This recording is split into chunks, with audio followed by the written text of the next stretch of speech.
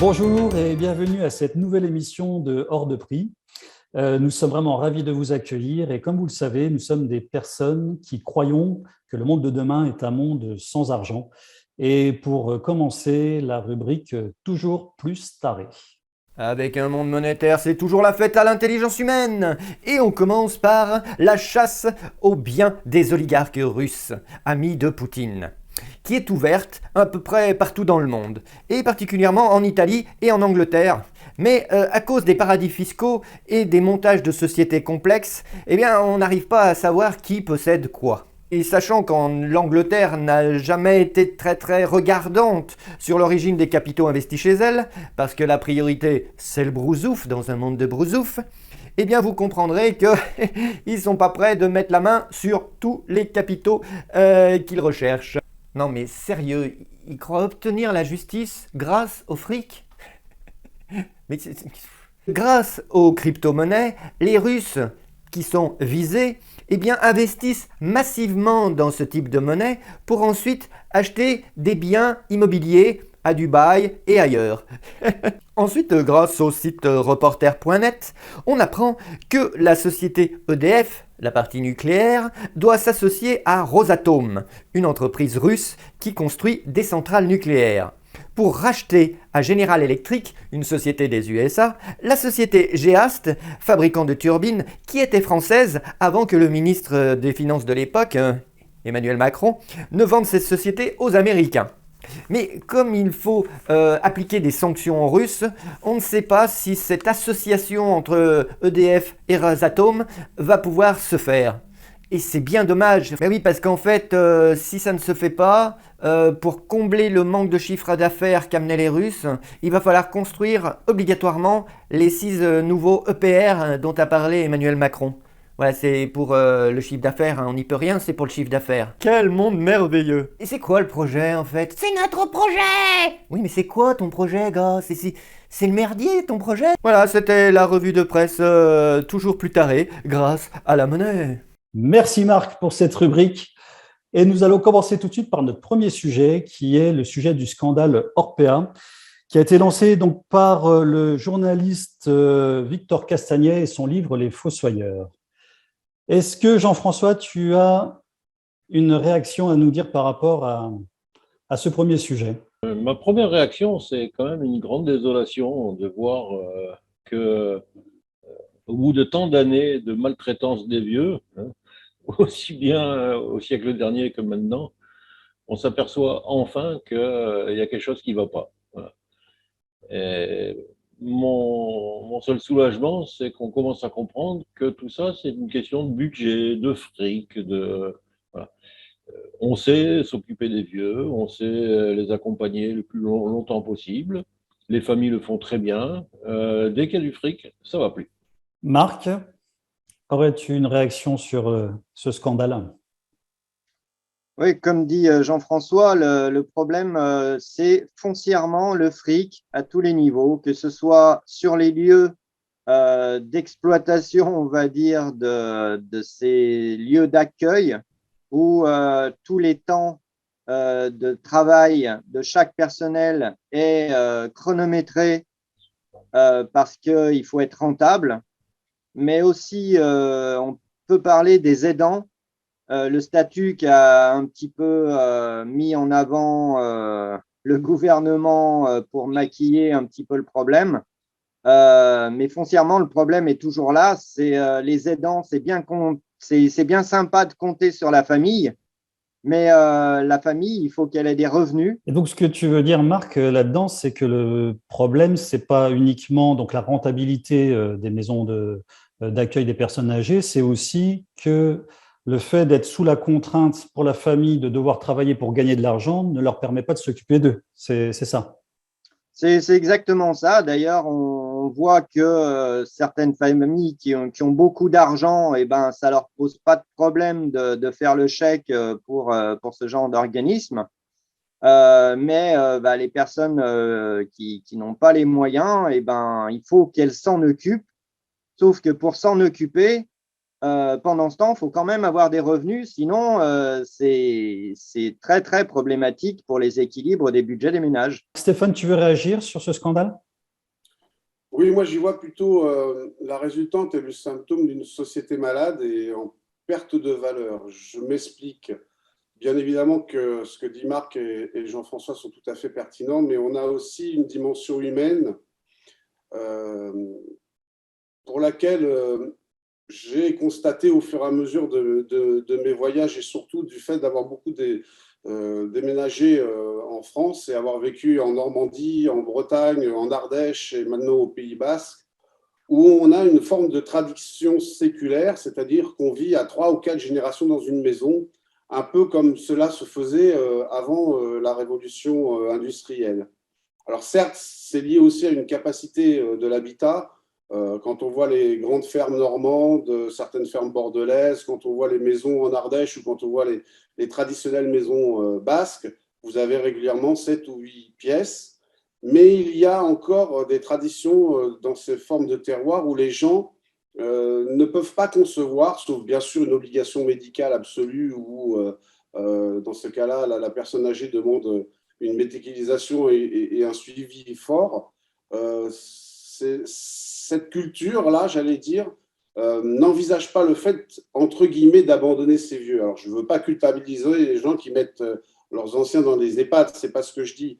L'habitat est quand même la première chose qui nous facilite, et ce n'est pas forcément dans ces cas-là une question de revenus, mais c'est quand même une question de logement. Il est clair qu'en ville, à moins d'avoir des appartements de 8 ou 10 pièces, on ne peut pas accueillir papa, papy, grand-mère des deux côtés de la famille, et c'est compliqué. Mais on y voit aussi une forme de repère qui a bougé, une perte de valeur. Et cette fameuse société égoïste dans laquelle on vit de plus en plus fait que l'on trouve normal aujourd'hui de ne pas être redevable de nos anciens qui nous ont consacré, que ce soit nos parents ou nos grands-parents, beaucoup de temps dans notre éducation, et qu'au moment de fin de vie où il devrait y avoir un renvoi d'ascenseur et une forme de respect, on n'est pas là. Merci Stéphane. Est-ce que ça vous a marqué le fait que Orpea soit justement une des, un des groupes les plus rentables et qui est en même temps un des plus, on va dire, minables.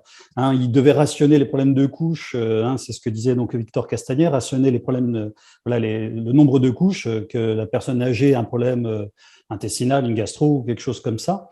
Et est-ce que justement le plus performant au niveau financier soit en même temps le moins performant au niveau humain?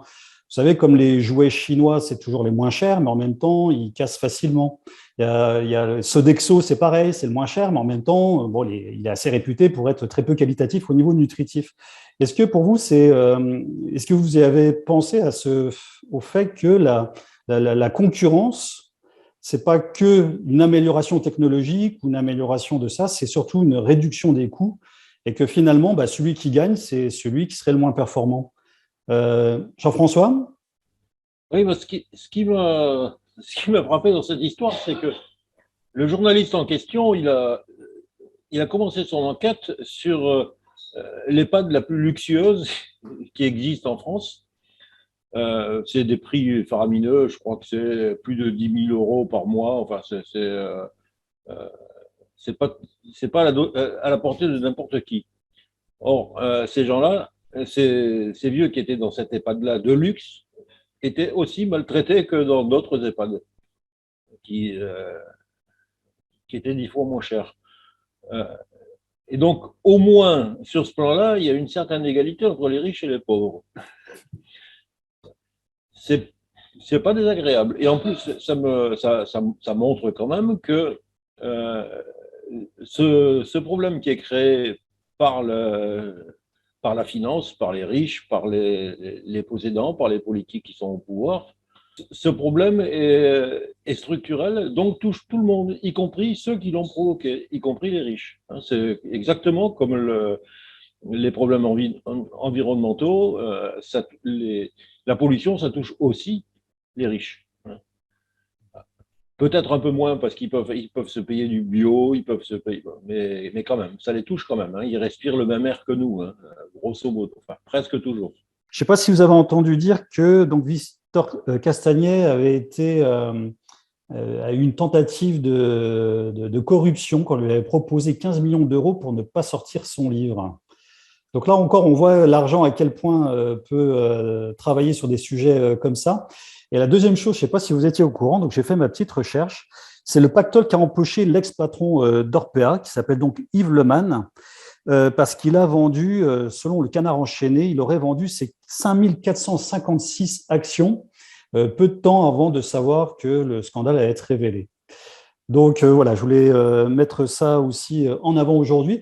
Donc Stéphane, à quoi ressemblerait la prise en charge des anciens s'il n'y avait plus d'argent? Est-ce que toi, selon toi, on retournerait à ce rythme séculaire dont tu parlais tout à l'heure? Quand on m'oppose lors de discussions sur la monétarisme, la motivation, c'est toujours le même problème. Je fais référence aux 6 millions de Français, donc presque 10% de la population, qui font du bénévolat, participent à des associations, soit en tant que petite main, soit en tant que président, soit en tant que comptable, et tout ça dans une motivation complètement dénuée d'argent. Et donc, par opposition effectivement à l'approche financière, où le vrai gros mot est financier, puisque la finance étant déconnectée de la production ou de la réalisation d'un objectif, donc en l'occurrence ici s'occuper des anciens. Si on met ça de côté, il est évident que dans un monde sans argent, la motivation serait basée sur l'empathie, le respect générationnel et aussi puisque la grande majorité des intervenants n'auraient pas forcément d'abord un choix imposé, mais un vrai choix de s'occuper de nos anciens, ils pourraient à la fois avoir le temps de se former, de s'occuper d'eux avec des ratios qui ne soient pas de un aide-soignant ou un accompagnant pour 10, 12, 15 et parfois plus, comme on s'en est aperçu après.